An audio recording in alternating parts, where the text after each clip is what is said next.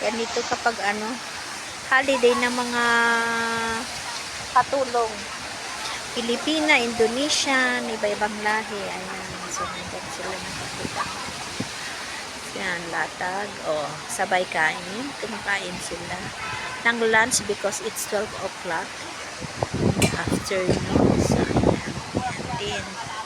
Hindi pa din kumain gaya ko. Naghihintay pa ng mga kasama. Mga ka-meet up dito. Ayan. So, ayun. May nagtitiktok din doon. So, eto, mag-isa lang din siya. Kapatid ni Indonesian. So, marami din Indonesian doon. Banda doon. So, nandun sila. Nandito sila nagpapahinga sa my park. Ito din, latag din. Yung isang kababayan natin, may siya. Parang may higaan din siya.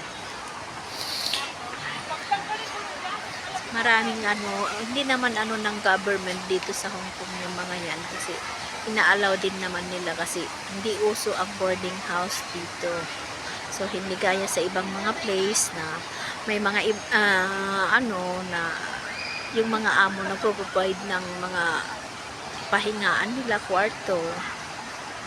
Pero minsan mas magandang nagde-day off na lang sila dahil minsan din hindi maiwasan o utusan. So, mas magandang dito na lang sa mga park magpapahinga. So, yan. Mafe-feel nila na sila ay free nakapagpahinga.